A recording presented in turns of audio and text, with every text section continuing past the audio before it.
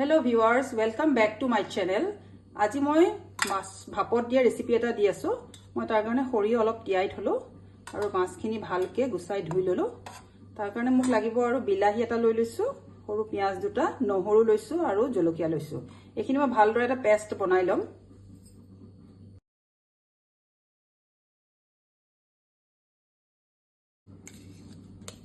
অকণমান নিমখ দি লৈছো।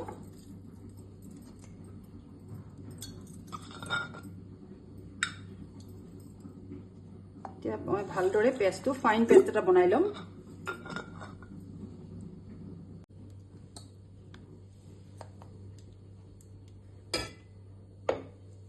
এতিয়া মই মাছখিনিত হালধি আৰু নিমখ সানি লম।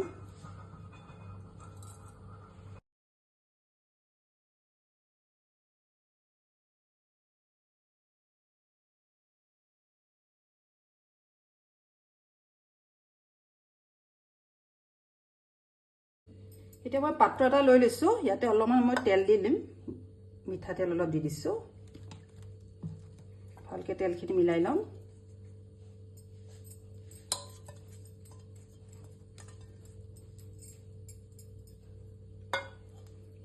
এতিয়া এই বনাই লোৱা পেষ্টখিনি তলত অলপ দি লম।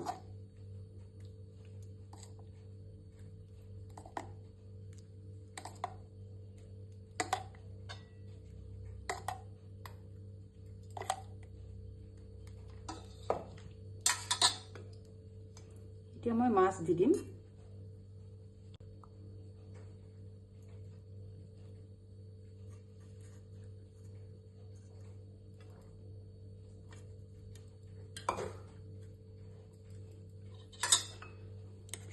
আকৌ ওপৰত দি দিম অলপমান।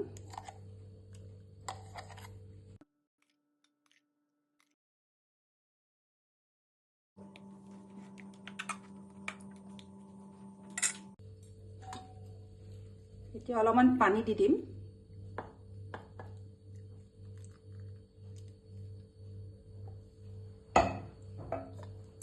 এতিয়া অকণমান নেমু চেপি দিম। নেমু চেপি দিলে মানে কি হয়, সৰিয়হৰ তিতা ভাৱটো নাহে একেবাৰে।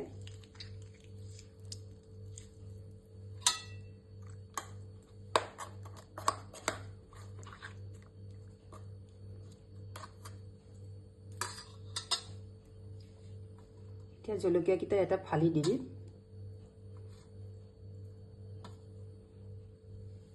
শেষত মই সৰিয়হৰ তেল আৰু অলপ দি দিম।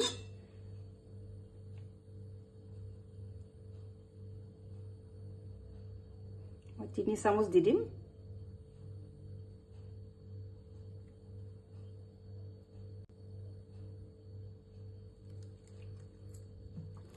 মোৰ হৈ গৈছে।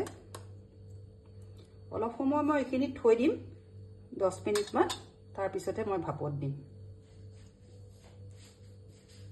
প্ৰায় 10 মিনিট সময় মই এনেদৰে থৈ দিম।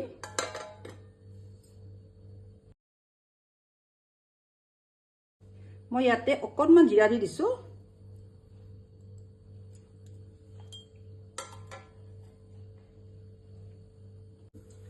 এতিয়া মই কেৰাহী এখন লৈ লৈছো, তাতে এটা ষ্টেণ্ড দি লম। এতিয়া এইটো ইয়াতে বহাই দিম।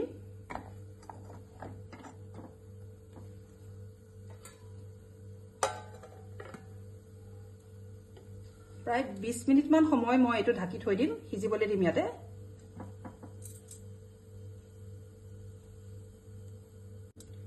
মই ফ্লেমটো লো মিডিয়াম কৰি থৈ দিছো।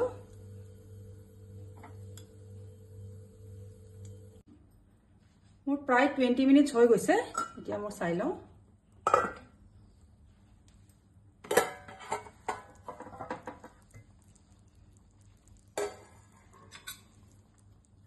প্ৰায় হৈ গৈছে।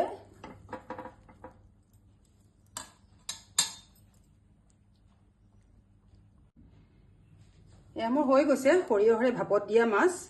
খুবেই টেষ্টি হয় খাবলৈ। এনেদৰে বনাই খাব। মই আগতেও শ্বেয়াৰ কৰিছো এইটো ৰেচিপি। ভাল পালে লাইক, কমেণ্ট, শ্বেয়াৰ কৰিব, ছাবস্ক্ৰাইব কৰিব চেনেলটো। Thank U.